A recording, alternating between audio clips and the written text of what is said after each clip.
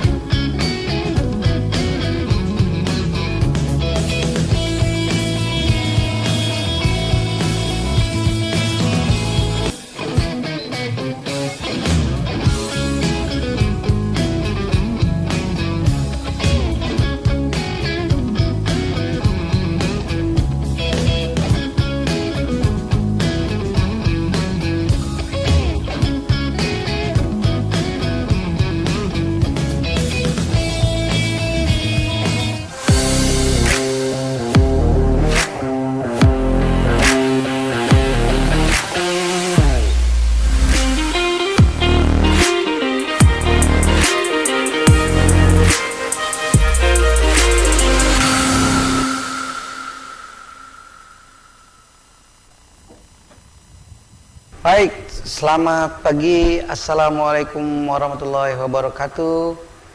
Selamat pagi, Assalamualaikum warahmatullahi wabarakatuh. Wah, luar biasa Pak TB sudah standby. Peserta webinar ngobrol bareng legislator 6 Oktober 2021. Semoga kita tetap sehat dan lancar melaksanakan tugas-tugas kita. Meskipun pandemi ini belum tuntas, belum selesai, tapi tidak mengurangi cita-cita kita untuk terus berkolaborasi, bersinergi untuk belajar. Bapak Ibu sekalian, peserta webinar yang saya hormati, dalam virtual webinar kali ini kita akan membahas tentang menuju masyarakat Indonesia digital. Jadi bagaimana kita cakap menghadapi era digital ini. Akan hadir sebagai keynote speaker atau pengantar Bapak Tubagus Hasanuddin. Beliau adalah anggota Komisi 1 DPR RI. Selamat pagi Bapak. Selamat pagi Pak Barozi. Siap, terima kasih. Di tengah-tengah kita juga sudah hadir Pak Aditya Batara.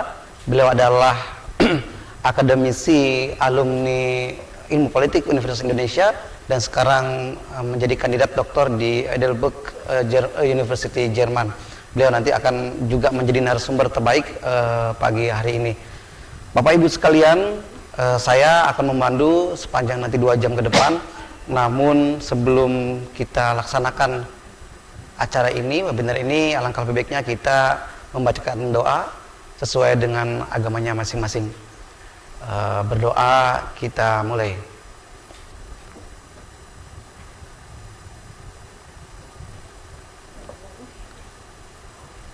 Baik, cukup.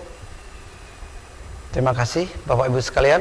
Selanjutnya kepada para peserta yang berbahagia di rumah atau di kampus atau di mana saja, pagi hari ini sebelum kita lanjutkan lagi, kita coba mengheningkan cipta dengan mendengarkan lantunan lagu Indonesia Raya. Diharapkan kepada para peserta untuk mendengarkan secara hikmat lantunan Indonesia Raya ini. Kepada operator mohon di play.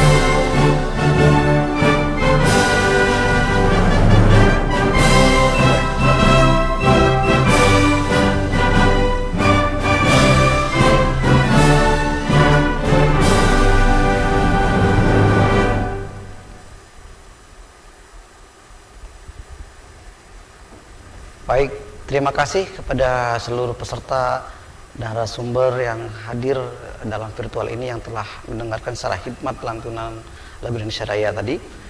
Selanjutnya Bapak Ibu sekalian, ngobrol bareng legislator ini terselenggara atas inisiasi dari Komisi 1 DPR RI dan Kementerian Kominfo.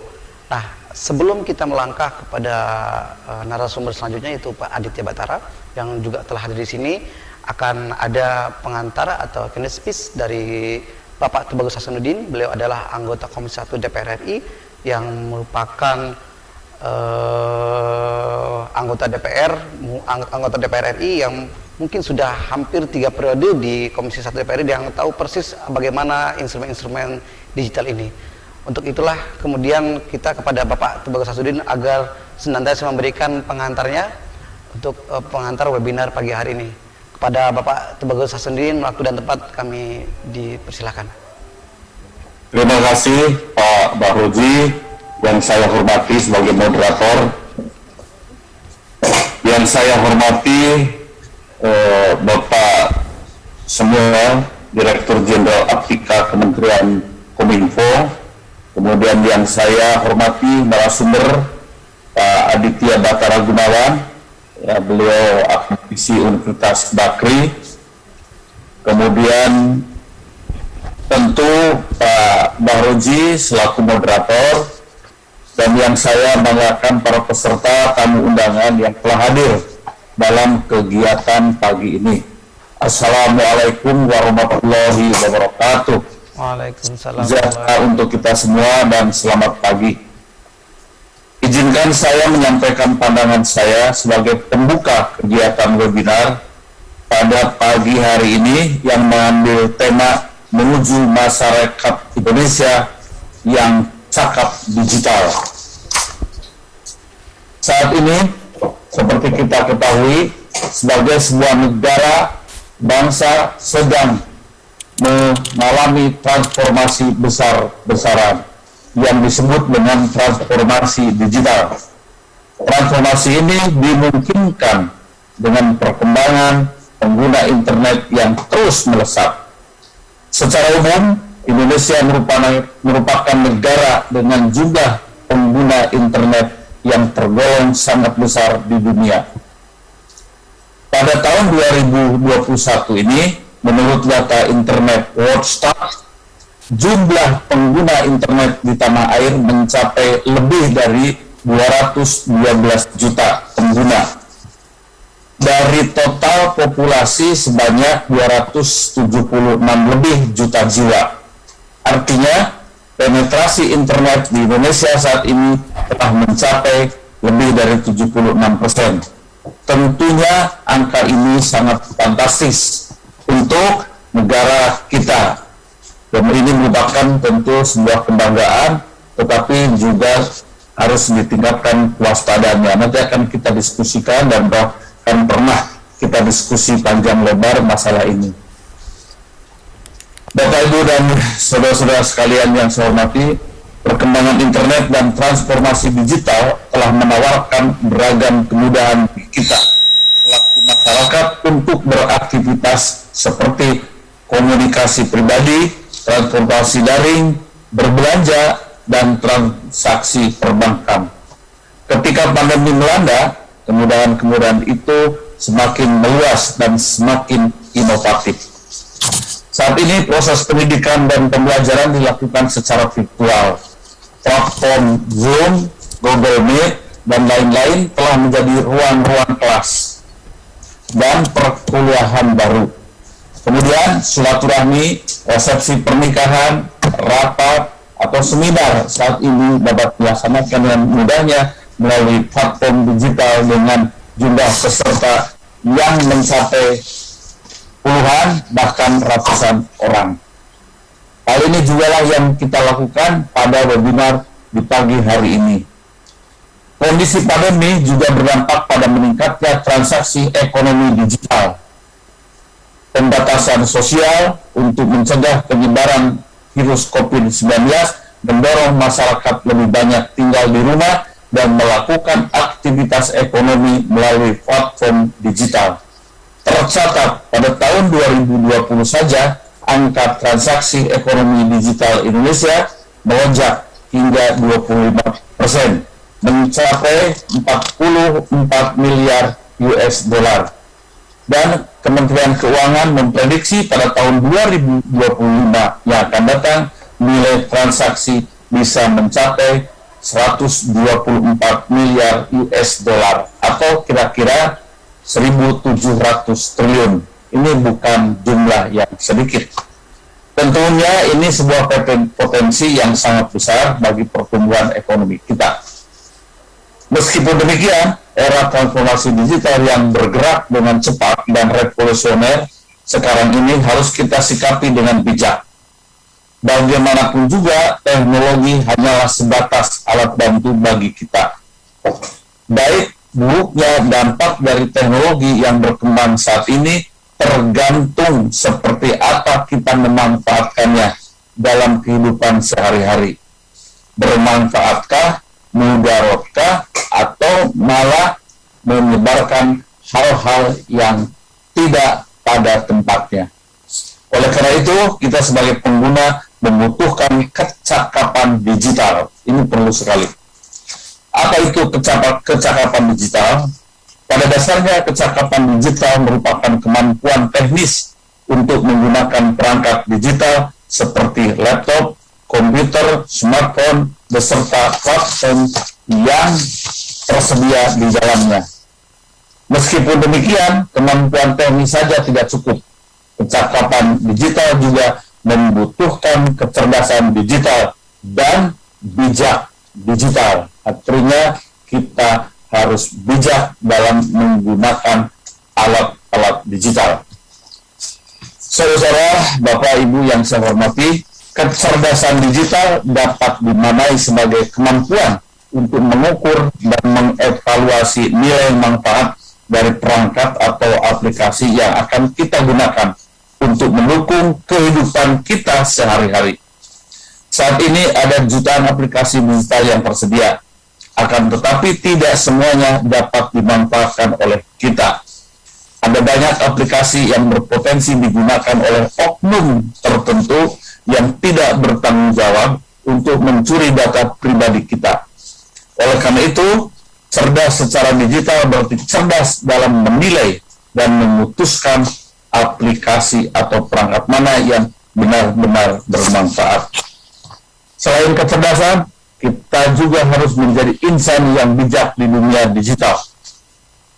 Setiap harinya, triliunan informasi beredar di dunia internet dan platform digital. Ada informasi yang positif, dan pastinya ada konten atau informasi negatif seperti hoax, kemudian pornografi, ujaran kebencian, dan bahkan fitnah. Artinya, kita sebagai pengguna harus selalu bijak, mampu memilah-milah informasi mana yang bermanfaat untuk kita dan masyarakat luas. Hindari memproduksi atau menyebarluaskan konten-konten negatif yang dapat memecah belah persatuan bangsa, menimbulkan keresahan di masyarakat, atau memicu konflik antar anak bangsa yang ujungnya terjadi disintegrasi bangsa.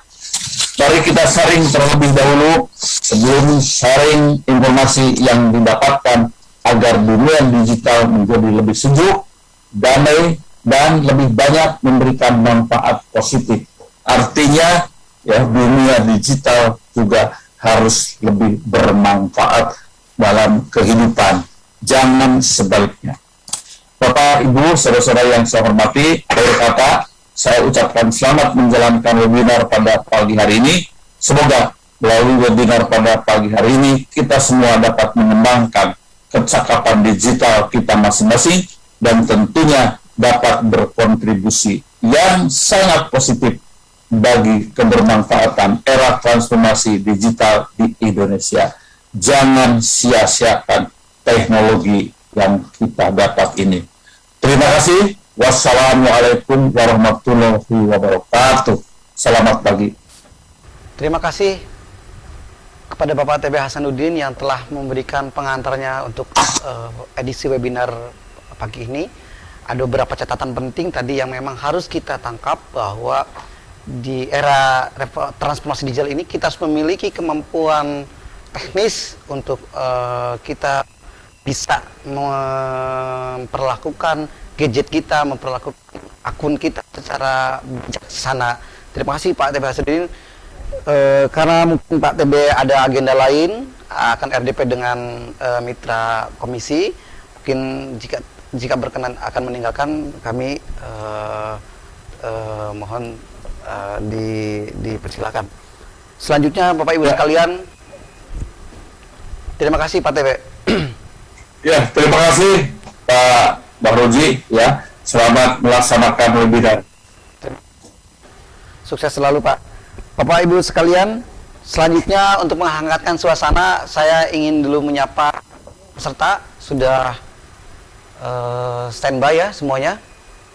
Sebelum menginjak ke narasumber selanjutnya dari Pak Aditya Batara, akan ada pengantar atau keynote speech selanjutnya dari Pak Dirjen Aptika. Namun untuk menghangatkan suasana, membuat virtual ini menjadi hangat, akan ada hiburan, yaitu pertunjukan musik dari Traffic Project. Kepada Traffic Project, silakan.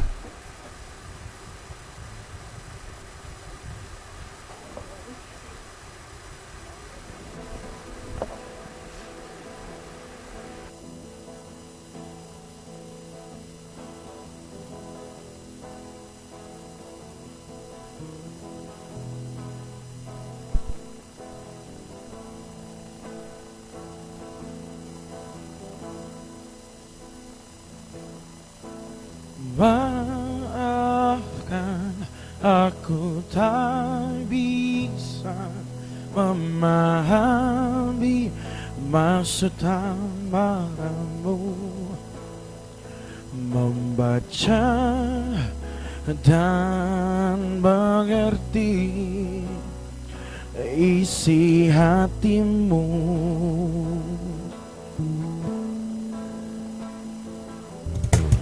Ampuni aku yang telah memasuki kehidupan kalian, mencoba mencari celah dalam hatimu. Aku tahu ku takkan bisa menjadi seperti yang engkau minta, namun selama nafas berhembus, aku kan mencoba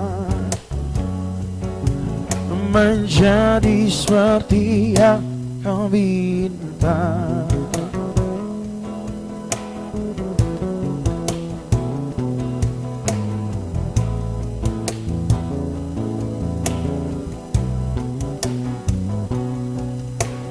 Ampuni aku yang telah memasuki kehidupan kalian, mencoba mencari celah dalam hatimu.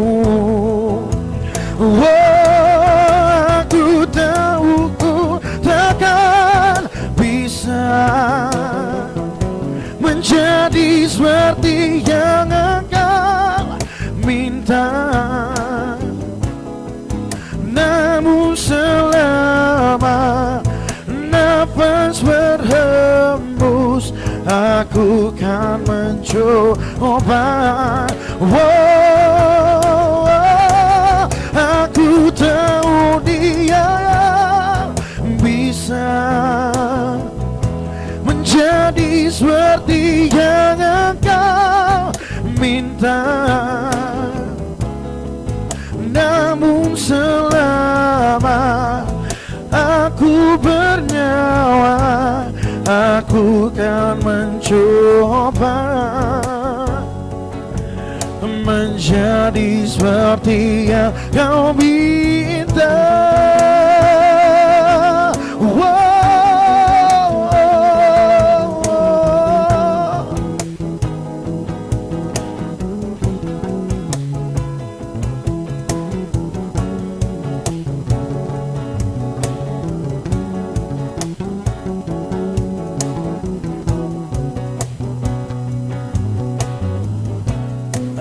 Aku tahu ku takkan bisa menjadi seperti yang engkau minta, namun selama nafas berhembus, aku kan mencoba.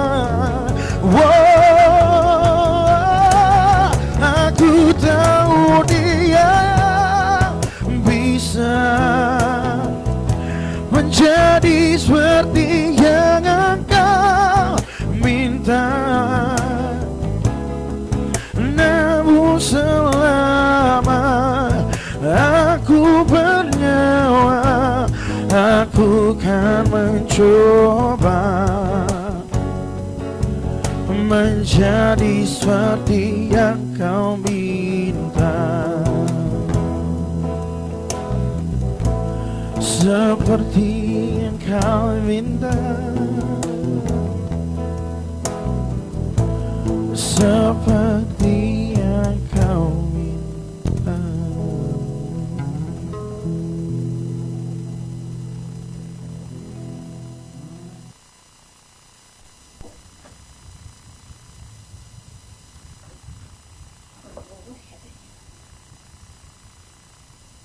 Mudah-mudahan juga membuat semangat kawan-kawan di rumah ataupun kawan-kawan yang ada di kampus. Kawan-kawan sekalian, Bapak Ibu yang saya banggakan, selanjutnya ada pengantar dari Dirjen Aptika, Bapak Samuel Pangerapan. Beliau akan mengantarkan bagaimana industri transformasi digital ini terjadi dan bagaimana kita harus memperlakukannya secara sehat dan baik. Kepada Bapak Dirjen Aptika yang sebelumnya kami record, dipersilahkan.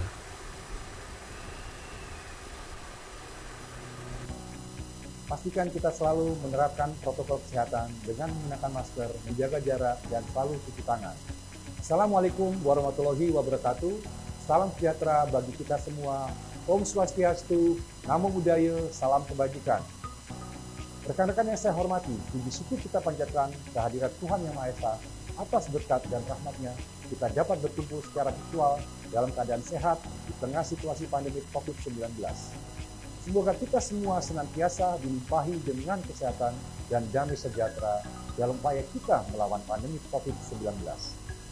Menjadi kebanggaan tersendiri bagi saya untuk membuka acara ini, di mana acara ini merupakan sebuah kegiatan yang diadakan oleh Kementerian Kominfo bekerjasama dengan Cyber Kreasi di bawah kerangka program literasi digital. Sebagaimana yang telah kita ketahui bersama, kehadiran pandemi dan pesatnya perkembangan teknologi telah mengubah cara kita beraktivitas dan bekerja. Kehadiran teknologi sebagai bagian dari kehidupan masyarakat inilah yang semakin mempertegas bahwa kita sedang menghadapi era disrupsi teknologi. Untuk menghadapi hal tersebut, kita semua harus mempercepat kerjasama kita dalam mewujudkan agenda transformasi digital Indonesia. Rekan sekalian yang berbahagia, salah satu pilar penting dalam mendukung terwujudnya agenda transformasi digital adalah menciptakan masyarakat digital, di mana kemampuan literasi digital masyarakat memegang peranan penting di dalamnya. Sebagai tingkat paling dasar, kemampuan literasi digital merupakan kemampuan yang paling krusial dalam menghadapi perkembangan teknologi saat ini untuk mewujudkan masyarakat Indonesia yang tidak hanya mengenal teknologi, namun juga cermat dalam menggunakannya. Pada tahun 2020, Kementerian Kominfo bersama Kata Data melakukan survei status literasi digital nasional, mengacu pada kerangka literasi digital milik UNESCO. Kajian tersebut menunjukkan bahwa indeks literasi digital Indonesia ada pada angka 3,47 dari skala 1 sampai 4. Di mana hal itu menunjukkan bahwa indeks literasi digital kita hanya ada pada sedikit di atas tingkat sedang, namun belum mencapai tingkat baik. Untuk mencapai tingkat literasi yang baik, pemerintah tidak dapat bekerja sendiri. Kementerian Kominfo bersama Cyber Kreasi dan berbagai stakeholder terus berupaya mengadakan berbagai kegiatan untuk meningkatkan kemampuan literasi digital masyarakat Indonesia, dan salah satunya adalah yang sedang rekan-rekan sekalian ikuti sekarang. Rekan-rekan yang saya hormati, dalam menghadapi perkembangan teknologi yang sangat cepat, literasi digital merupakan kunci dan fondasi utama harus kita semua miliki. Pemerintah dalam hal ini, Kementerian Kominfo, bersama dengan Cyber Kreasi berkomitmen akan terus melakukan upaya meningkatkan literasi digital masyarakat lewat berbagai macam inisiatif kegiatan. Adanya berbagai inisiatif kegiatan literasi digital diharapkan dapat memfasilitasi dan semakin mendorong terwujudnya masyarakat digital Indonesia. Keadaan normal yang baru, baik sekarang maupun pasca pandemi, akan mempercepat proses digitalisasi di berbagai lini kehidupan kita. Maka dari itu, kita harus mempersiapkan SDM kita dengan keterampilan digital yang sesuai untuk menghadapi perubahan ini. Akhir kata, mari kita membawa perubahan positif untuk Indonesia yang lebih baik. Kita ciptakan inovasi-inovasi berkualitas dengan mengembangkan talenta dan memaksimalkan potensi masyarakat digital Indonesia. Bersama kita dapat melalui pandemi dengan menjadi lebih baik dari masa sebelumnya. Demikian sambutan yang dapat saya sampaikan. Selamat mengikuti kegiatan, tetap semangat, dan salam literasi digital. Wassalamualaikum warahmatullahi wabarakatuh. Om Santi Santi Santi Om.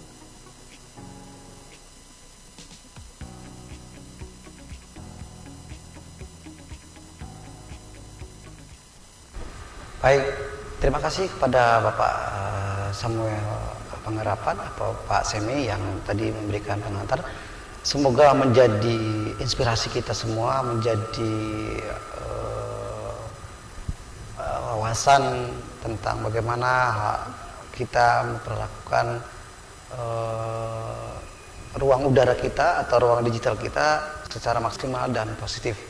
Nah, Bapak Ibu sekalian, selanjutnya kita akan mendengarkan paparan secara detail dari Bapak Aditya Badara.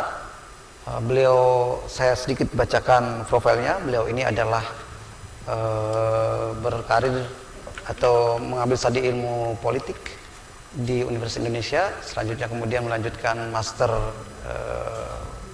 kajian perdamaian dari South Andrew University UK, dan terakhir beliau mengambil studi doktor di Jerman atau di Heidelberg University. Nah, saat ini beliau menjadi dosen tetap di Universitas Bakri dan menjadi kepala program studi ilmu politik Universitas Bakri. Nah, kita langsung sapa saja. Selamat pagi Pak Adit. Selamat pagi Mas Oji, apa kabarnya Mas Oji? Sehat Pak Adit, terima kasih, luar biasa nih, segar sekali.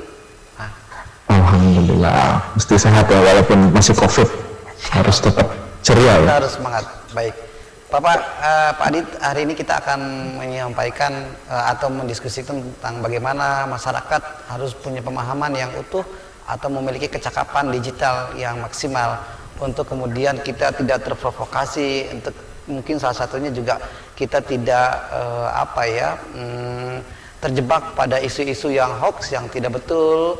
Nah, ini kemudian juga bisa dimanfaatkan secara maksimal, positif, kemudian konstruktif, dan bahkan menghasilkan nilai ekonomi seperti yang Pak TB Hasanuddin dan Pak Sami sampaikan. Nah, bagaimana caranya, tekniknya, tipsnya, itulah kemudian saya lihat Pak Adit sudah mengirimkan, tadi saya baca-baca materi yang cukup luar biasa, sehingga bisa di-share, dibagi oleh kepada teman-teman yang ada di dalam virtual ini. Karena itu, waktu dan tempat mungkin langsung saja Pak Adit untuk menyampaikan paparannya. Ya, baik, terima kasih Mas Oji. Jadi memang Ibu dan Bapak, teman-teman sekalian, isu kecakapan digital ini isu yang sangat penting ya untuk kita. Terkadang kita merasa kita sudah bisa beraktivitas atau berselancar di internet, maka dengan demikian kita sudah cakap secara digital. Meskipun nanti saya akan coba bantu menjelaskan dalam paparan saya tentang apa sih sebenarnya kecakapan digital dan kira-kira kompetensi apa yang harus kita miliki gitu ya. Mungkin panitia bisa memberikan bantuan untuk materi yang akan disampaikan.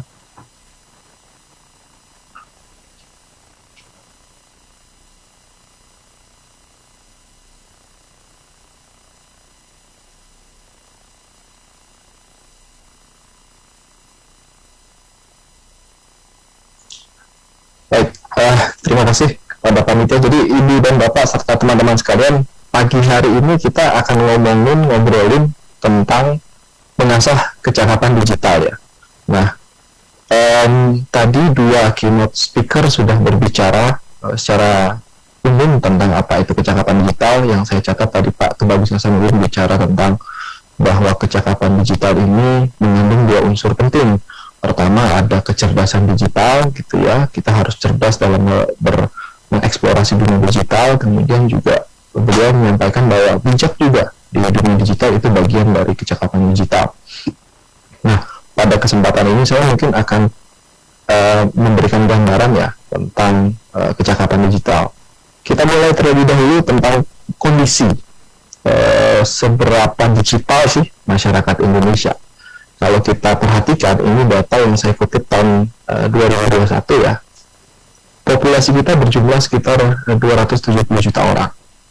Sekitar hampir 1,2 kali lipatnya itu semua punya akses terhadap internet lewat mobile. Jadi kita bisa bayangkan sebagian besar dari kita ini mengakses internet lewat gawai ya, lewat smartphone. Lalu dari angka 274 juta itu 73% diantaranya adalah pengguna internet. Jadi sampai sini kita lihat oke, 70% pengguna internet, kemudian sebagian besar menggunakan handphone untuk berselancar atau memanfaatkan dunia maya. Nah, bagaimana dengan pengguna sosial media? Ternyata banyak ya pengguna sosial media di Indonesia itu ada sekitar 61,8 dari total jumlah populasi yang ada. Ini bisa sosmed seperti Twitter gitu ya, atau kemudian Facebook yang juga paling banyak pengguna, kemudian Instagram, dan terakhir mungkin TikTok ya, untuk anak-anak muda itu sudah sangat populer sekali gitu ya. Dari kondisi ini yang perlu digarisbawahi adalah bahwa kita harus punya kecakapan digital gitu ya, untuk menyikapi peningkatan jumlah pengguna internet ini agar bisa memanfaatkan secara optimal manfaat dari dunia internet tersebut. Selanjutnya, baiknya. Nah, apa itu kecakapan digital? Secara sederhana kita bisa definisikan namanya cakap ya, artinya mampu gitu ya kalau menurut bahasa Indonesia. Jadi cakap secara digital itu artinya kita mampu menggunakan hardware. Hardware itu mencakup misalnya tadi Pak Tebu bilang ada handphone, ada laptop, kemudian juga ada smartphone gitu ya, dan aspek-aspek lain, perangkat teknologi lainnya yang digunakan untuk berselancar di internet. Dan juga kecakapan untuk menggunakan software atau aplikasinya atau platform yang ada di alat tersebut, entah itu platform sosial media, kemudian platform untuk browsing gitu ya, kemudian platform Google dan macam-macamnya. Nah, kemampuan ini digunakan agar teknologi itu bisa mendukung kehidupan kita sehari-hari. Ya, mulai dari mau belanja, mau pakai transportasi daring dan segala macamnya, tentunya dengan sadar dan penuh tanggung jawab.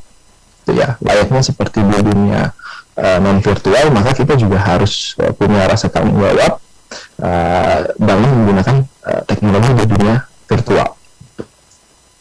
Apa saja kecakapan digital yang dibutuhkan? Kita bahas satu persatu ya. Next. Oke, jadi kalau kita simpulkan, ini saya mengutip dari Kurniawan Jayanto ya. Jadi ini adalah 10 kompetensi cakap digital yang dirumuskan oleh jaringan penggiat literasi digital, JAPELIDI namanya, sebuah organisasi masyarakat yang bergabung mencoba merumuskan apa saja sih yang perlu diketahui oleh masyarakat kita terkait dengan kecakapan digital. Nah, ada 10 kompetensi yang sudah dirumuskan, mulai dari mengakses, menyeleksi, memahami, hingga pada level yang paling penting adalah berkolaborasi. Kita mulai dengan kompetensi yang pertama terlebih dahulu ya. Next. Kompetensi yang pertama mengakses. Saya rasa Ibu dan Bapak serta teman-teman di sini sudah punya kemampuan ya untuk mengakses atau mengoperasikan media digital berikut perangkatnya. Mulai dari handphone, gitu ya. Ini menyangkut mengakses ini bagaimana cara menyalakan handphone, menyalakan laptop, melakukan koneksi ke internet dan macam-macamnya. Jadi kompetensi satu ini menyangkut kemampuan teknis sebenarnya. Bagaimana kita bisa menggunakan perangkat yang ada, hardware dan software, untuk kemudian mendapatkan informasi, gitu ya. Nah, dari kompetensi satu ini, pertama kita sudah punya kemampuan mengakses. Selanjutnya apa? Kita lanjut ke kompetensi yang kedua. Next. Kompetensi yang kedua adalah menyeleksi. Nah, menyeleksi ini tadi kan sudah mendapatkan informasi banyak. Sekarang berikutnya bagaimana kita bisa menentukan informasi apa yang punya nilai, gitu ya, dan bermanfaat. Di sini pentingnya memahami hoax atau kemudian fakta, gitu ya. Kalau misalnya kita berbicara tentang hoax, ini saya mengutip dari Kominfo, ada beberapa hal yang harus diperhatikan ketika kita mendapatkan informasi. Pertama, sumbernya dari mana? Gitu ya, siapa sih sumbernya? Apakah dia dari media terpercaya, media massa terpercaya, atau media massa abal-abal? Ibu dan Bapak misalnya bisa cek di media tersebut apakah ada redaksinya, kemudian kantornya, segala macam, gitu ya. Kemudian yang kedua, salah satu hal yang harus diwaspadai ketika mendapatkan informasi ya, kalau misalnya kecenderungan berita hoax itu dia tidak memasukkan unsur 5W1H, gitu ya. Nanti kita akan bahas lebih lanjut. Jadi dia tidak merinci terkait dengan informasi tersebut sedetail-detailnya, gitu ya. Kemudian yang ketiga adalah seringkali nih kalau kita terima, mohon maaf sebelumnya, kalau kita terima informasi itu ada permintaan tolong disebarkan, gitu ya. Nah, itu biasanya ada ciri hoax juga di situ. Dan berikutnya adalah kompetensi 3, memahami. Jadi setelah kita memilah, oh ini bukan hoax, ini beritanya benar, fakta, kita coba dalamin lagi. Paham sebenarnya apa sih informasi yang kita dapetin dari sini? Apakah kemudian sesuai dengan 5W1H? Kita lihat apa sih yang diberitakan, apa sih informasinya, siapa yang diinformasikan, siapa aktornya di situ, kemudian kapan itu terjadi, di mana, mengapa, dan bagaimana proses itu terjadi. Jadi pastikan ketika kita sudah menyeleksi informasi, kita dalami lagi, kita pahami lagi informasi apa saja yang dijabarkan di dalam informasi yang kita terima tersebut. Lanjut. Nah, setelah dipahami, dianalisis, gitu ya. Ini informasi sebenarnya biasanya apa sih buat saya? Manfaatnya apa sih buat saya? Apakah saya membutuhkan informasi ini untuk mendapatkan pengetahuan baru, gitu ya?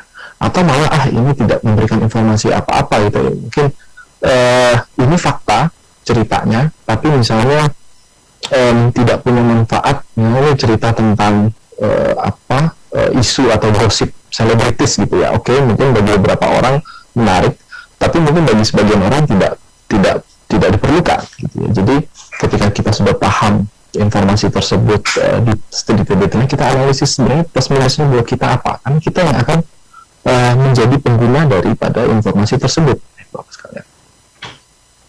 Lalu dari kompetensi menganalisis, kita lanjut ke kompetensi yang kelima, verifikasi. Ini penting, gitu ya. Kalau dapat berita, misalnya di WA group, kemudian ada yang sharing atau nge-tag di Facebook atau nge-tag di Instagram, saya rasa kita sebagai pengguna wajib memverifikasi ya, mengecek. Walaupun misalnya tadi kita udah melihat itu bukan hoax, kemudian sudah memahami, menganalisis, yang paling penting adalah memverifikasi, melihat lagi apakah berita ini juga diinformasikan oleh pihak-pihak lain. Paling gampang kan kita bisa membandingkan berita antara satu outlet berita dengan berita lainnya. Misalnya yang ini memberitakan dari sudut pandang ekonomi, gitu ya. Biasanya kan ada media khusus ekonomi, tapi kemudian di satu media diberitakan dari sudut pandang politik. Nah, verifikasi ini penting agar kita mendapatkan satu kesatuan utuh informasi, Ibu dan Bapak sekalian, sehingga harapannya pengetahuan yang didapat pun lebih kaya, gitu ya, dan membantu kita untuk membuat keputusan. Setelah melakukan verifikasi, maka langkah berikutnya yang paling penting adalah mengevaluasi, gitu ya. Kalau kita mau menyebarkan informasinya, tentunya kita harus mempertimbangkan, pertama, lewat platform apa sih, gitu ya. Kalau misalnya informasinya sifatnya visual, gitu ya, tentunya ada platform-platform yang mendukung untuk informasi secara visual, misalnya lewat Facebook, kemudian juga lewat Instagram, lebih efektif karena memang para pengguna Facebook atau Instagram ya khususnya atau TikTok itu lebih menyukai hal-hal yang sifatnya audio visual. Tentunya akan tidak tepat ketika misalnya informasi yang kita dapatkan visual lalu kita coba bagikan di Twitter. Twitter lebih banyak kepada teks ya, salah satu keunggulan Twitter adalah teks.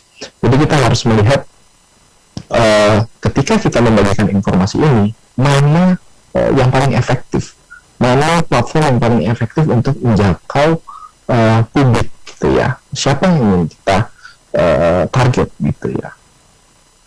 Dan dari kompetensi 6, tentunya kita tidak bisa melupakan kompetensi berikutnya, kompetensi yang ke-7. Nah ini, ketika mendistribusikan, begitu teman-teman semua sudah memutuskan, oke, saya akan menyebarkan lewat platform ini. Yang jadi pertanyaan dan harus selalu diperhatikan, siapa yang akan akses informasi tersebut? Tuh ya.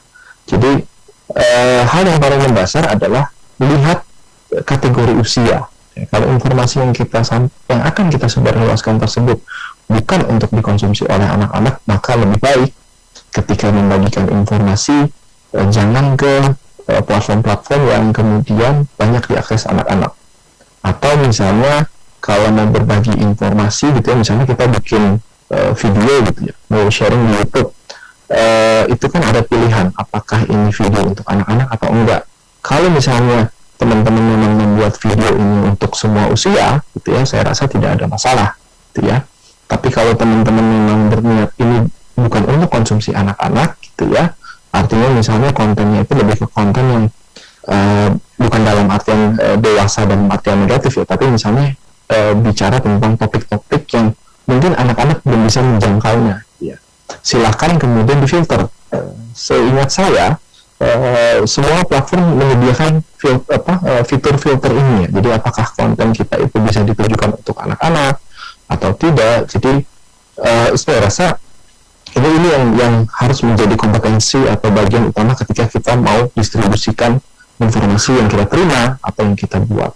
Pastikan bahwa halayak atau orang yang akan mendapatkan informasi tersebut tepat dengan usianya, sehingga kita nanti tidak akan kalau konten dewasa gitu ya dibagikan untuk anak-anak, konten serius ke anak-anak kan tidak tepat guna juga gitu ya. Dan sebaliknya konten anak-anak untuk dewasa mungkin tidak akan bermanfaat juga. Jadi selalu perhatikan siapa sih yang akan kita sasar, siapa yang akan mendengarkan konten tersebut. Pastikan bahwa usianya sesuai dengan konten yang disampaikan. Nah, kompetensi berikutnya, kompetensi yang ke-8 adalah memproduksi gitu ya. Jadi kalau tadi mungkin saya sudah bicara lebih banyak kepada kita menyebarluaskan informasi yang kita dapat dari orang. Sekarang bicara kompetensi bagaimana kita memproduksi satu konten gitu ya. Sekarang ini kan orang ya bisa bikin video YouTube sendiri, bisa bikin postingan di IG, bikin e-poster di IG gitu ya, segala macam. Itu menjadi satu hal yang sepertinya khususnya untuk teman-teman yang di generasi Z ya, ini kan digital native ya, sudah biasa bikin e-poster, sebar informasi, produksi konten gitu ya. Minimal kalau di Instagram bikin foto dengan pemandangan yang bagus, caption-caption yang menarik. Nah, terkait dengan memproduksi konten ini yang harus diperhatikan adalah informasinya tetap gitu ya. Apa informasi yang ingin disampaikan? Kalau kita bikin e-poster gitu ya, sifatnya edukasi kan, anak-anak muda sekarang ini kan kreatif, kadang-kadang bikin kampanye gitu ya di media sosial. Nah, yang harus diperhatikan ketika bikin e-poster itu kan harus akurat, jelas apa pesan yang ingin disampaikan.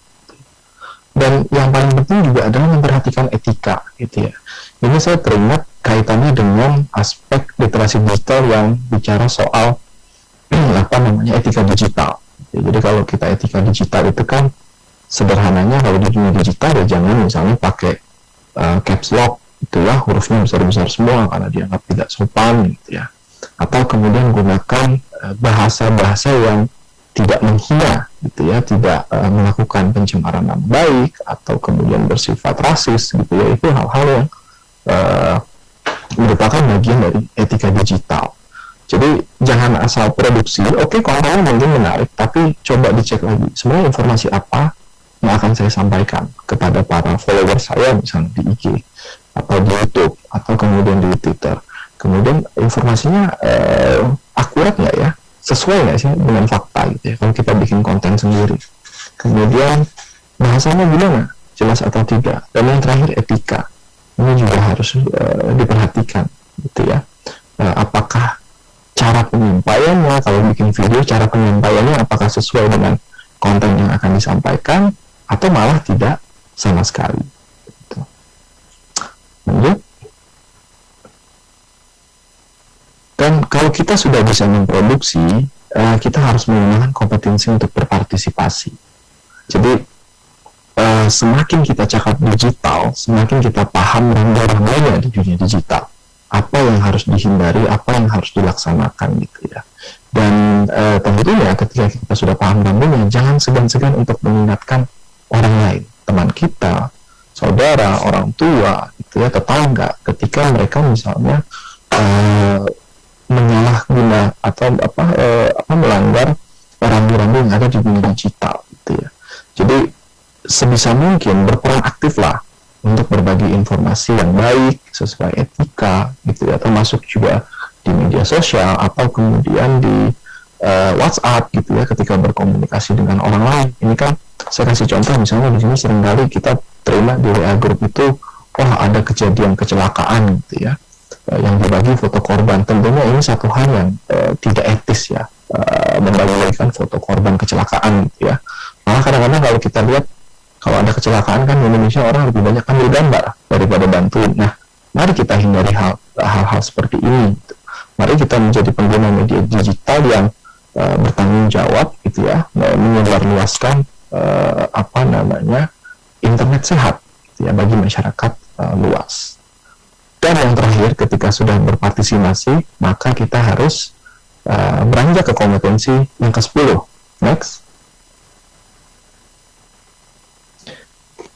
Kompetensi yang ke-10 bicara kolaborasi. Jadi kalau teman-teman, ibu dan bapak semua di sini sudah berpartisipasi gitu ya, mengingatkan orang, waktunya untuk berkolaborasi, waktunya untuk mencari orang-orang yang punya kesepahaman tentang internet atau dunia digital yang sehat untuk masyarakat.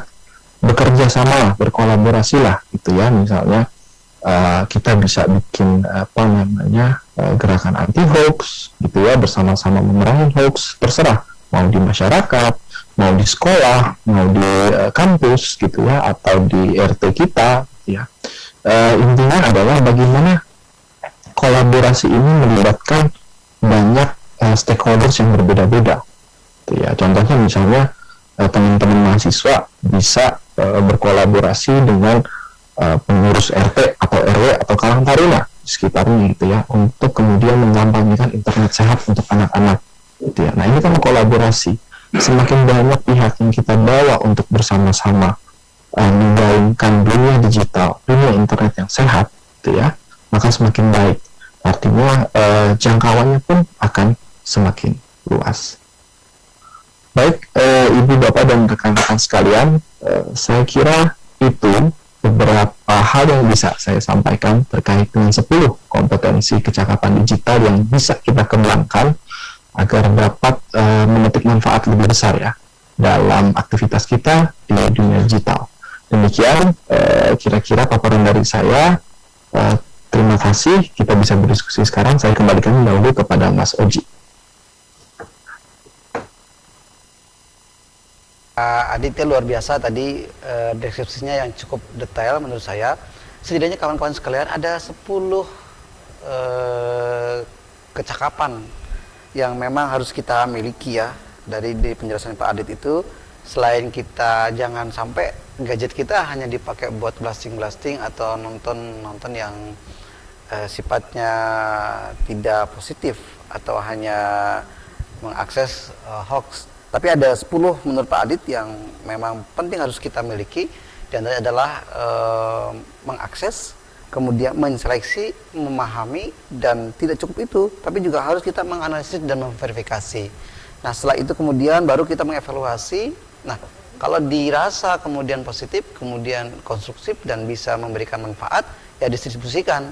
Nah itu mungkin seperti itu. Nah kalau kemudian kita lebih bagus lagi ketika konten itu kemudian kita repackage, reproduksi, atau mungkin kita bahkan bisa memproduksi sehingga kita berpartisipasi untuk bisa menguatkan apa yang menjadi konten yang disebarkan. Nah itulah yang kemudian kita dengan konten itu bisa melakukan kolaborasi dengan berbagai pihak, meng-share dengan simpul-simpul yang lain, dengan influencer, dengan kawan kita, sesama alumni di SMA, di SD atau di SMP mungkin begitu ya. Terima kasih Pak Adit. Terima kasih Pak Adit atas penjelasannya. Bapak Ibu sekalian, selanjutnya mungkin kita diskusi santai. Tadi Pak Adit cukup detail menurut saya penjelasannya. Nah, kepada para peserta yang ingin bertanya, mohon pakai tools di situ ada tools raise hand ya. Jadi biar bisa teman-teman admin bisa baca. Baik, oke, ini udah ada Pak Jonathan Edward. Pak Jonathan, silakan. Oke. Silakan Pak Jonathan, ada Pak Adit di sini, mungkin ada yang mau ditanyakan. Baik, terima kasih. Pertanyaan saya singkat aja sih tadi terkait saat bagian saya verifikasi gitu. Menurut saya itu benar-benar betul banget verifikasi itu, tapi minta tanggapan Bapak Adit sendiri sih mengenai verifikasi. Tapi akan disebutkan itu banyak verifikasi misalkan di berita-berita dan kita dan tempat gitu dengan misalkan ekonomi dan itu tentunya itu seringkali kalau saya lihat ada verifikasi atau validasinya itu oleh orang-orang Indonesia ataupun lingkungan terdekat saya, bukan kalau dari saya atau dari keluarga saya itu lebih percaya dengan apa yang individu. Betul, makanya Mas Jonathan izin suaranya tidak terlampau jelas. Pak Aditya Ya. apakah terdengar jelas? Saya dengar kayaknya ada noise ya sedikit. Oke. Tidak sekarang Mas Jonathan. Lagi ya. Silakan Pak Jonathan izin. Ya, apakah sudah terdengar dengan jelas? Baik, sorry. Dan pertanyaan saya mengenai verifikasi dari Pak Adi tadi menyebutkan bahwa verifikasi itu memperkaya misalkan dengan ekonomi dan itu. Tapi kita lihat fenomenanya gitu, kalau saya lihat di lingkungan terdekat saja itu lebih percaya dengan orang gitu. Jadi verifikasi itu lebih percaya orang gitu, saya dengan terdekat nanya ke orang itu mungkin mereka lebih percaya. Tanggapan dari Bapak Adi sendiri gimana nih Pak? Lebih percaya dengan orang daripada melakukan sedikit riset gitu gitu bersama. Terima kasih. Terima kasih. Tadi samar saya menangkap bahwa intinya sekarang ada verifikasi, harusnya langkah-langkah itu ada validasi, tapi fenomena yang terjadi saat ini cukup berbeda. Orang kadang-kala tidak melaksanakan itu. Mungkin Pak Adit kalau sudah menangkap ya poinnya tadi ya. Baik. Ya, Mas Adi, sama seperti yang saya tangkap juga seperti dari Mas Jonathan. Ya. Oke, silakan Pak Adit. Sebelum menunggu yang pertanyaan yang lain, mungkin Pak Jonathan bisa dijawab dulu. Oke, baik. Jadi, makasih Mas Jonathan. Ini pertanyaannya yang saya tangkap, kecenderungannya adalah sekarang orang lebih banyak percaya kepada siapa yang ngasih berita, gitu ya, ketimbang kemudian melihat atau mempelajari substansi beritanya, terutama misalnya tadi kayaknya sempat ngomong soal politik gitu ya. Ya, ini satu fenomena yang memang menjadi bukan tren ya, sebenarnya sudah berlangsung lama ya. Kita lebih percaya melihat kepada siapa sih yang memberikan informasi itu, gitu ya. Kalau di WhatsApp grup keluarga gitu kan, kadang-kadang kita terima misalnya contohnya tentang COVID gitu ya. Kadang-kadang ada apa namanya, kalau dulu kan ceritanya apa ya, ada tentang tips-tips untuk menghindari COVID gitu ya. Saya ingat yang disebarluaskan menurut ahli siapa gitu ya, ketua Satgas COVID gitu ya. Nah itu dibagikan misalnya di keluarga gitu kan. Karena sudah ada misalnya labeling yang membagikan misalnya profesor, doktor gitu ya, atau apa misalnya Mas Oji gitu ya, Profesor Dr. Bahroji gitu ya, menginfokan bahwa kalau mau menghindari COVID mandilah jam 12 malam gitu kan. Orang lihat wah udah profesor dokter, percaya aja mandi jam 12 malam, besoknya akhirnya masuk angin gitu kan. Ini memang satu hal yang tantangan ya Mas Jonathan untuk masyarakat kita, karena tidak bisa dihindari, masih melihat siapa ketimbang apa informasi yang disampaikan.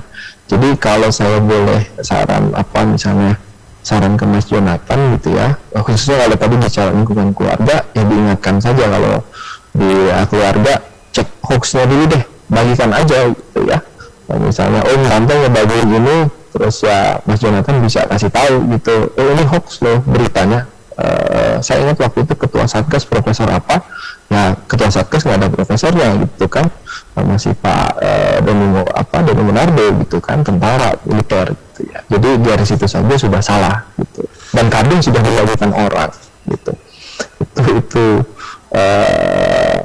apa namanya, mungkin cara yang bisa kita lakukan untuk mengantisipasi. Jadi kita sebagai orang kan yang punya kompetensi untuk apa namanya, memverifikasi gitu ya, kita ajarkan juga gitu, om, tante, ibu, bapak ini diverifikasi dulu informasinya.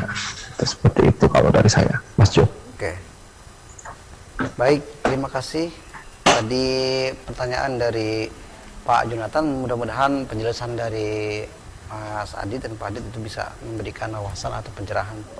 Selanjutnya ada pertanyaan lagi nih Pak Adit dari Aini Nur Faidah kepada Bun Aini Nur Faidah.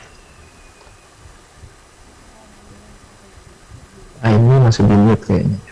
Mbak Aini masih di ke-mute audionya. Sudah terdengar suara saya? Oh iya, sudah cukup bagus. Baik, tadi kan sudah dijelaskan oleh Pak Adit mengenai 10 kompetensi dalam bercakap digital. Nah, salah satu tujuannya itu kan untuk menghindari tersebarnya hoax begitu. Namun Pak, dalam banyak sekali pelaku penyebar hoax itu kan sebenarnya juga korban dari media-media besar seperti yang sudah dijelaskan sebelumnya dari pertanyaan Kak Jonathan begitu. Karena mereka kurang cakap dalam berdigital begitu, dan kita tidak bisa juga menyalahkan orang-orang yang kurang cakap berdigital itu. Nah, pertanyaan saya, apakah peran pemerintah dalam mengatasi masalah tersebut Pak, seperti mengatasi tersebarnya artikel-artikel digital dan konten-konten digital yang kurang benar faktanya begitu Pak? Baik. Terima kasih. Terima kasih Mbak ini. Kalau misalnya ada yang bertanya lagi mungkin bisa kita kumpulkan dulu. Ada pertanyaan lagi? Oke, baik, belum ada, kita lanjut ke Pak Adit. Ini apakah pemerintah punya aturan, mungkin kira-kira apa yang dilakukan pemerintah dalam menghadapi konten-konten negatif atau mungkin juga konten-konten artikel hoax yang notabene itu juga menjadi sebenarnya masyarakat itu juga korban dari media itu sendiri begitu. Mungkin Pak Adit bagaimana itu? Memang agak tapi bagaimana pemerintah, Pak Adit silakan. Ya, memang benar ya Mbak Inu ya, sekarang itu seringkali orang yang menyebarkan hoax itu korban gitu ya, dia orang yang kesekian menyebarkan hoax, dan karena memang pemahaman tentang kompetensi digital khususnya terkait dengan memverifikasi itu tidak begitu baik gitu ya. Nah, apa yang dilakukan pemerintah sebenarnya, saya rasa pemerintah saat ini juga terbatas ya.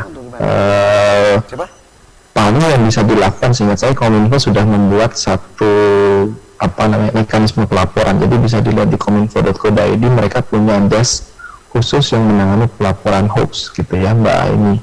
Nah, tentunya ini saja tidak cukup kan ya Mbak Eni ya. Bagaimanapun juga kalau misalnya kita hanya melaporkan tapi tidak mengedukasi kepada orang yang terus-terusan menjadi korban, ya kita salah juga. Makanya tadi saya bilang, kalau kita sebagai orang yang tahu ya, punya kompetensi verifikasi, maka mari kita masuk ke kompetensi yang 9 dan 10, yaitu berpartisipasi dan berkolaborasi.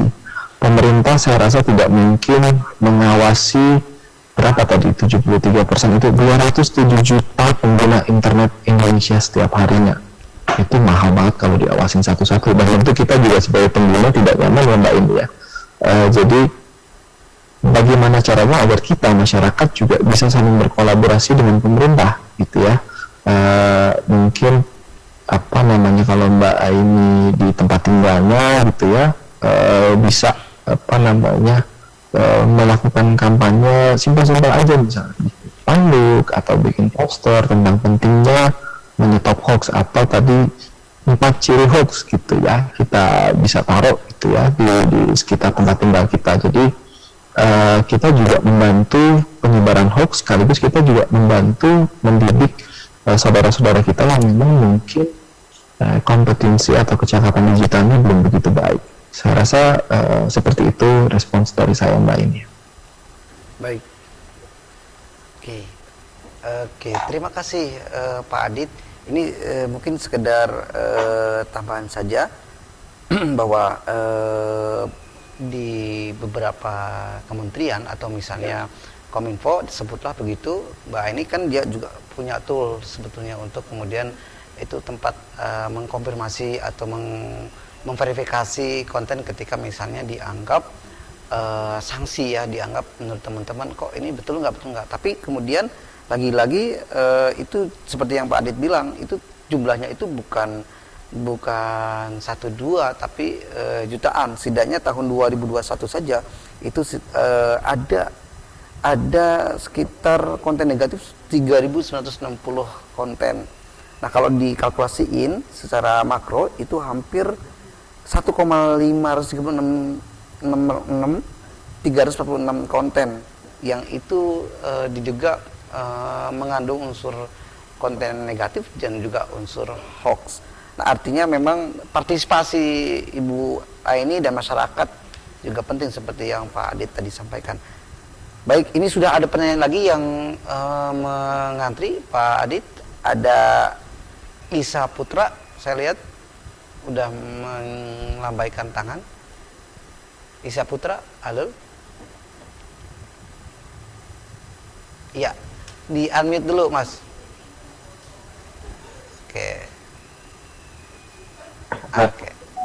Kedengeran? Oke. Sudah. Oke, pertanyaan saya sebenarnya nggak hampir jauh beda dari pertanyaan saudara Jonathan dan saudari Aini. Dan pertanyaan saya kan seperti di sounding jumlah di Indonesia hampir 200 jiwa ya, dan itu ya total kan, tapi penggunanya hanya menyentuh 60-70 juta jiwa aja. Dan dari apa yang disampaikan oleh Pak Adit yang 10 kecakapan itu mungkin bagi kita generasi yang lebih muda dan yang pemuda-pemuda ini masih kita bisa terapkan ya, dan maksudnya kita masih mau menganalisis dan lain-lainnya. Dan pertanyaan saya apakah ada ciri atau cara yang lebih simpel untuk generasi di atas kita itu, karena kan rata-rata menurut saya sebagai orang awam juga yang saya lihat itu korban-korban hoax itu orang yang lebih tua, karena mereka ya disebar temennya langsung share. Apakah ada ciri-ciri hoax gitu loh Pak, kayak yang jelas lebih tua lebih gampang gitu. Kalau kita pemuda kan pasti bisa lah menganalisis itu sih Pak. Oke, baik. Ini menarik Pak Adit. Tentang tadi 10 kecakapan tadi, bagaimana tuh Pak Adit? Terus juga mengidentifikasi atau mencium gitu, kira ini apa kok ciri-ciri ini hoax atau enggak, atau gimana tuh Pak Adit? Iya, benar. Yang Mas Oji tadi juga bilang banyak sekali konten negatif ya beredar. Kemudian Isa tadi nanya, Mas Isa nanya gimana caranya untuk melakukan edukasi ya gitu ya Mas Isa, yang saya tangkap kepada generasi yang lebih tua. Ini gampang-gampang susah, jadi gampang-gampang tapi ujungnya susah gitu ya. Gampang kenapa? Kalau untuk generasinya Mas Isa mungkin ya, generasi Z gitu kan, memang sudah terbiasa dengan dunia digital. Jadi ketika kasih informasi, misalnya contohnya kayak tadi saya kasih lihat infografis tentang hoax. Nah itu mungkin bisa dibagikan juga ke generasi yang lebih tua gitu ya. Namun juga saya rasa generasi yang di atas kita gitu ya. Kalau saya dengan Mas Oji kan sebenarnya generasi peralihan ya Mas Oji ya. Kita dari analog ke digital, jadi kita ngalamin analog, kita ngalamin digital. Nah yang di atas kita ini yang benar-benar analog gitu ya, masih TVRI tontonannya gitu ya. Terus shock gitu. Saya rasa bisa dengan cara Mas Isa sendiri sebagai generasi muda yang nyaman kalau misalnya pakai infografis, sampaikan yang infografis, tapi juga ada human touch-nya ya gitu ya, ajak ngobrol gitu. Ini loh kepada orang tua, om atau misalnya ayah, ibu gitu ya, ini loh ciri hoax itu ada 4 gitu kan, sama kayak berita bohong aja zaman dulu gitu ya. Jadi kalau kita kasih tahu ini sama kayak dulu, mungkin ada koran yang benar gitu ya, ada koran yang abal-abal gitu ya, ada majalah atau tabloid yang benar, ada tabloid yang abal-abal kalau zaman dulu gitu ya. Jadi tetap dengan komunikasi secara tatap muka gitu. Kita nggak bisa misalnya kasih aja nih, bagiin aja informasi hoax ke orang tua atau ke grup keluarga tanpa ada penjelasan gitu ya. Kadang-kadang karena yang beda ya Isa ya, kalau generasi Mas Isa kan ini sangat visual sekali gitu ya, kalau lihat infografis tuh udah pasti langsung connect gitu. Kalau yang saya dan Mas Oji mungkin harus mencerna dulu yang di atas, apalagi gitu, apaan sih ini poster-poster ini gitu kan. Jadi caranya ya memang mau nggak mau dengan cara Mas Isa, tapi ditambahkan sedikit dengan komunikasi yang sifatnya personal gitu ya, dikasih tahu gitu. Bagaimanapun juga itu adalah misalnya generasi yang lebih tua kan orang tua gitu ya, sampaikan dengan bahasa-bahasa yang lebih enak gitu ya, yang sopan gitu ya. Kadang-kadang ya kita harus akui orang tua kadang-kadang agak resisten untuk belajar gitu. Tapi saya rasa kalau beneran memang kita ingin menciptakan internet yang lebih sehat, kemudian mencegah agar orang tua atau orang yang lebih tua di lingkungan kita agar tidak lebih jauh tersesat, ya mau nggak mau kita harus mulai mengedukasi mereka gitu ya. Saya kira itu Mas Oji dari saya, Mas Isa mudah-mudahan bisa menjawab. Baik, terima kasih Pak Adit. Penjelasannya tadi menarik tentang bagaimana mendelivery pesannya kepada orang tua kita, karena ya bagaimanapun beda zaman, kita mungkin di anak-anak di bawah yang lahir tahun 85-an mungkin udah mulai mengenal digital, tapi kalau yang di atas di bawah 80-an mungkin juga agak berat atau tidak cukup akrab begitu dengan, sehingga mereka memang harus diajak ngobrol sama Mas Isa bagaimana untuk mendeteksi atau memverifikasi data atau artikel yang masuk ke sebuah WA misalnya. Oke, masih ada ini Pak Adit yang bertanya, Mbak Saila, ya Mbak Saila ya, betul ya? Iya betul. Suara saya terdengar tidak? Bagus Mbak Saila, silahkan pertanyaannya. Ini ada Pak Adit. Selamat pagi semuanya. Perkenalkan sebelumnya, saya Celia Lokaranza. Sebagaimana tadi Saudara Aini dan Kak Jonathan sebutkan, masih banyak orang yang menyebarkan berita tanpa adanya verifikasi terlebih dahulu. Dan sebagian dari si penyebar berita itu termasuk korban dalam kurangnya kecakapan digital. Jadi pertanyaan saya di sini, jadi sekiranya siapa sebenarnya pelaku hoax itu sendiri? Terima kasih. Ya, simpel sekali sebenarnya. Siapa pelaku hoaxnya? Karena udah berantai begitu kan. Mbak Jonathan ngirim ke Isa ngirim ke siapa lagi, ke Saila. Nah, Saila ngirim lagi ke ini siapa? Pelakunya siapa, Pak Adit? Bagaimana Pak Adit? Ya, ini makasih Mbak Saila pertanyaannya. Jadi nggak basa-basi siapa sih Pak pelaku hoaxnya. Kalau ditanya siapa pelaku hoaxnya kayaknya susah ya Mbak Saila ya.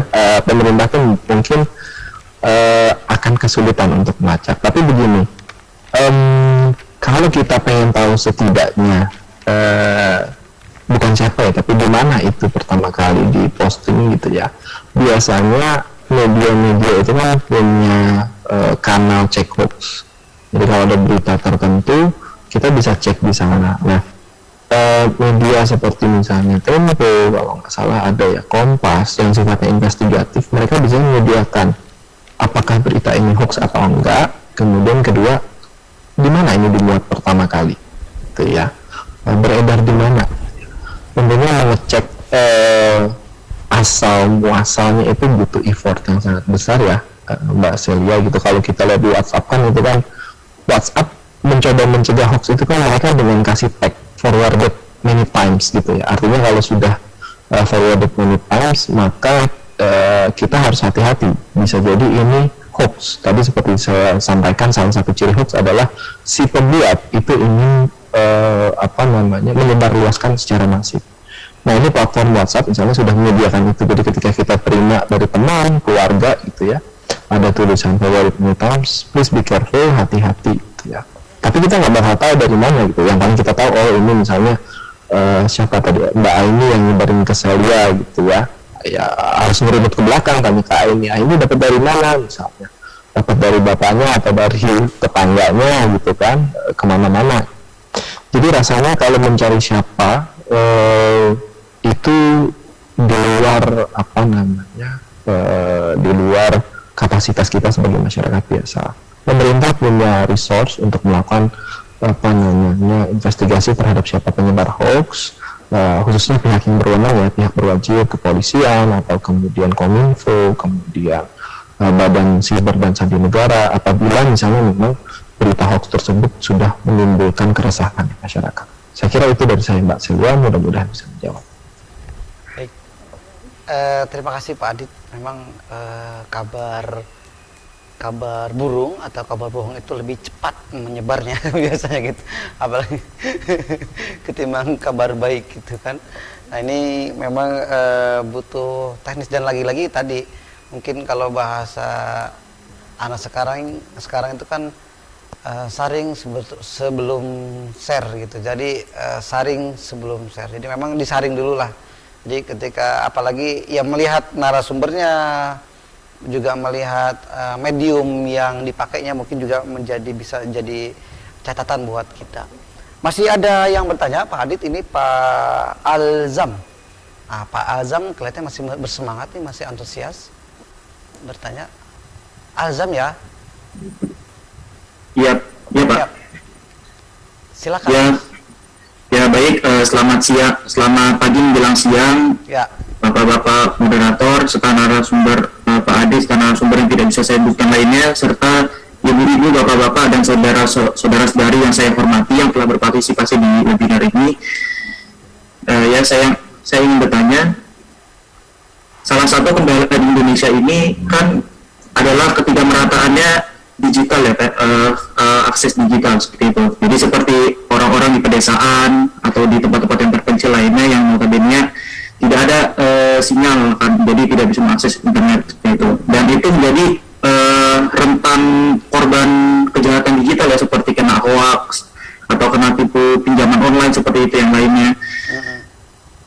Nah, sekarang yang saya tanyakan adalah bagaimana cara kita membangun kecakapan digital di masyarakat yang dalam keadaan tidak menguntungkan tadi seperti itu. Karena jangankan kita menerapkan 10 kecakapan digital tadi ya, ini mengakses internet saja tidak bisa gitu. Jadi bagaimana, yang saya tanyakan adalah bagaimana cara kita mengedukasi dan membangun masyarakat yang cakap digital gitu di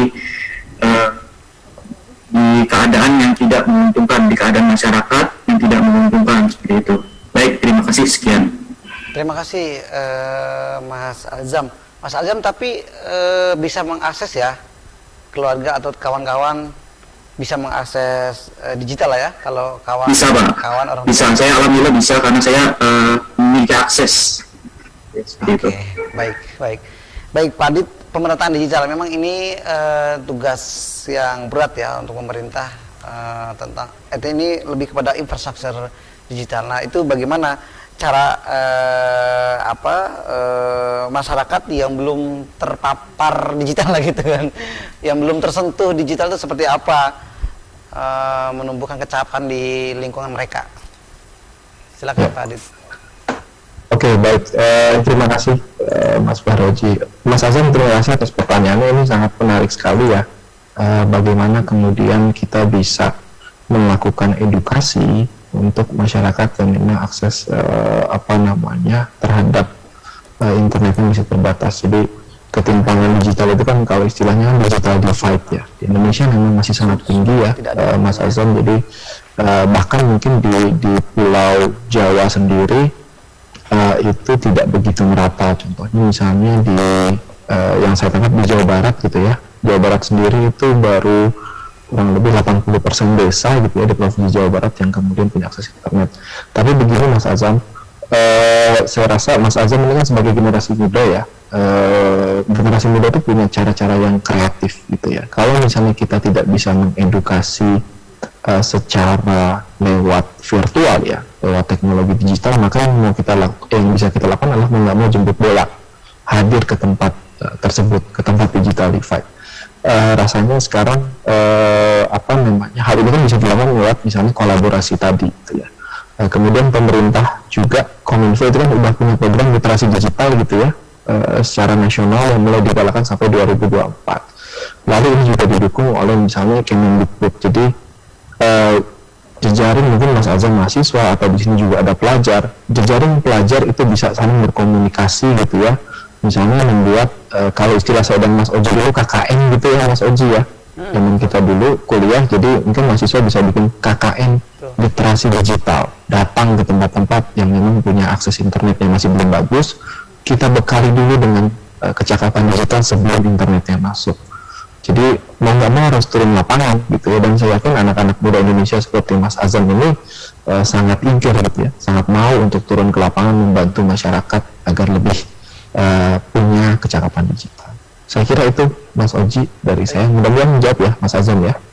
Baik, terima kasih Pak Aditya Batara Gunawan atas penjelasan yang tadi menambah wawasan dan pengetahuan kita. Tidak terasa hampir 2 jam kita berdiskusi dalam forum virtual ini.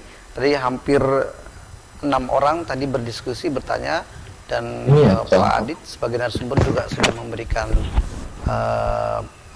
penyampaian materinya. Saya rasa mudah-mudahan ada manfaat yang bisa kita tangkap sehingga tadi kita menumbuhkan atau menjadikan kecakapan itu menjadi kebiasaan kita, sehingga informasi yang kita dapatkan, konten yang kita akses itu bisa kita share secara bijaksana.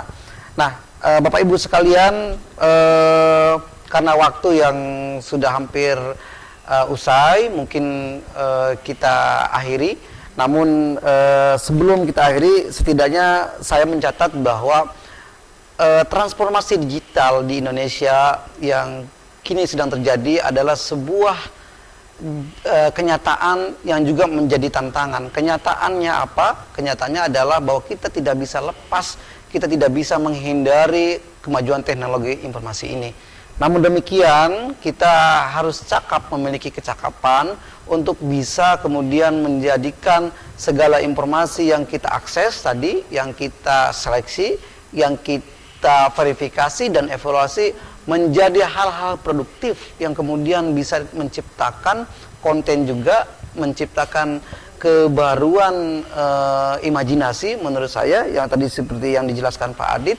Sehingga dengan kecakapan, setidaknya ada 10 kecakapan yang disampaikan Pak Adit, itu bisa dijadikan instrumen kita, menjadi teman kita dalam kehidupan sehari-hari. Begitu. Nah, terhadap kawan-kawan atau teman-teman kita yang belum beruntung terakses digital, maka mau tidak mau kita sebagai anak muda, misalnya adik-adik mahasiswa, masyarakat di perkampungan atau di pedesaan yang mengakses informasi atau mengakses digital, agar bisa mentransfer lah ya, mengedukasi juga masyarakat yang belum mengakses atau terakses digital. Nah, itu demikian kesimpulannya. Saya sebelum kita akhiri mungkin ingin ada closing statement dari Pak Adit atau pernyataan penutup sebelum kegiatan atau webinar ini diakhiri. Kepada Pak Adit, monggo dipersilakan. Ya, singkat saja, Mas Bahroji, terima kasih Ibu dan Bapak, teman-teman yang sudah hadir pada pagi hari ini. Barangkali yang harus diingat bahwa kompetisi digital ini berkembang terus ya, Ibu dan Bapak teman-teman sekalian. Mungkin sekarang ada 10, tapi mungkin dengan transformasi digital yang semakin pesat, mungkin nanti akan bisa jadi sampai 20. Intinya adalah dunia digital ini selalu menjadi dunia yang berkembang cepat, dunia baru untuk kita semua. Jadi mau nggak mau jangan lelah untuk belajar mengasah kompetensi kecakapan digital. Saya kira itu dari saya. Mudah-mudahan apa yang saya sampaikan pada pagi hari ini bermanfaat. Terima kasih, Mas Bahroji juga. Terima kasih Pak Adit, dosen tetap dan Kepala Prodi Ilmu Politik Universitas Bakri, alumni Ilmu Politik Universitas Indonesia, Master dari Sot Andreo Yuke, dan insya Allah sebentar lagi beliau akan meraih PhD dari Heidelberg German University. Oke, Bapak Ibu sekalian, mungkin juga narasumber hanya Pak Adit aja yang masih di sini. Pak TB beliau sudah tidak di webinar ini. Nah, baik Bapak Ibu sekalian yang saya banggakan, kita sudah sampai pada akhir. Semoga deskripsi tadi menjadi, tadi lagi-lagi saya bilang ini menjadi inspirasi kita, menjadi motivasi kita, dan menjadi pengingat kita bahwa untuk bisa kita hidup secara berdampingan ya dengan digital yang positif, maka mau tidak mau kita harus memiliki kecakapan tadi yang Pak Adit bilang ada 10 kecakapan. Ini menjadi ingat saya, Pak Adit luar biasa ini. 10 kecakapan digital ini luar biasa. Kalau ada bukunya nih menarik nih. Saya rasa ini penting kalau kita punya handbook ya, seperti itu.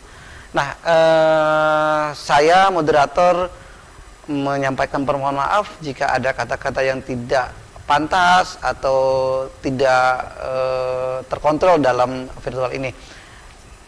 Pak tadi operator atau panitia menyampaikan kepada saya sebelum tutup kita akan melakukan foto bersama dulu. Nah, kepada para peserta diharapkan untuk mengaktifkan kameranya. Oke. Baik. Oke. Ibu panitia sudah cukup? Oke, saya hitung ya. 1 2 3 action. Oke, slide selanjutnya mohon diaktifkan kameranya. Oke, slide selanjutnya 1 2 3. Oke, cukup ya. Oke, selanjutnya, oh ini luar biasa, ada 160 peserta. Slide selanjutnya 1 2 3 action. Oke. Oke, next selanjutnya, slide selanjutnya 1 2 3 action. Oke. Udah cukup ya panitia? Baik. Terima kasih adik-adik sekalian, mahasiswa yang saya banggakan, yang saya hormati, sudah ikut terlibat dalam kolaborasi webinar ngobrol bareng legislator menuju masyarakat Indonesia cakap digital. Nah, untuk menghangatkan suasana menjelang siang ini, saya tutup dengan membaca hamdalah dan ditutup dengan juga hiburan dari Traffic Project. Silakan.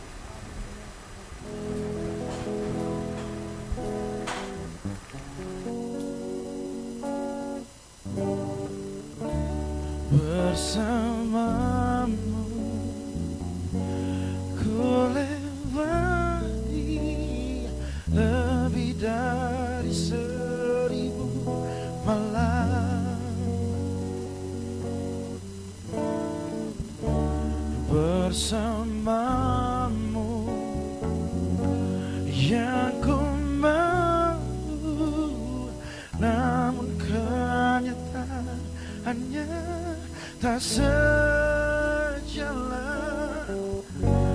Tuhan bila masih ku diberi kesempatan, izinkan aku untuk mencintanya.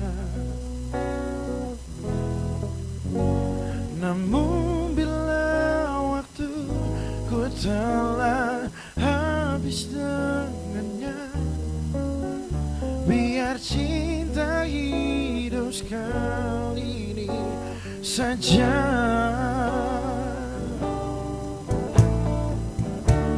Bersamamu ku lewati lebih dari 1000 malam bersamamu. Yang ku mau, namun kenyataannya tak sejalan.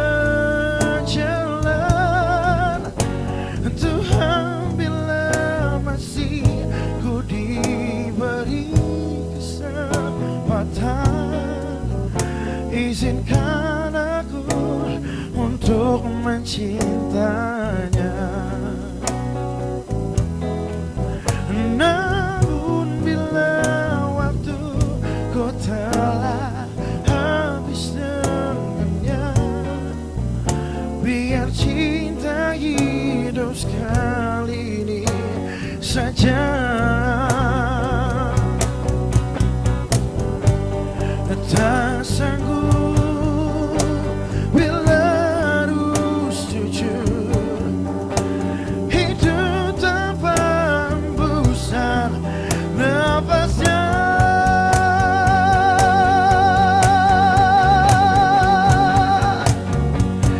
Tuhan, bila waktu dapat ku putar kembali sekali lagi untuk mencintanya.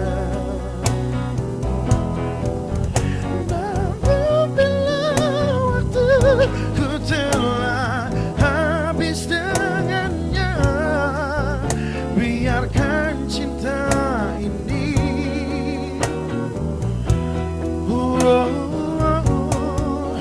biarkan cinta ini hidup untuk sekali ini saja.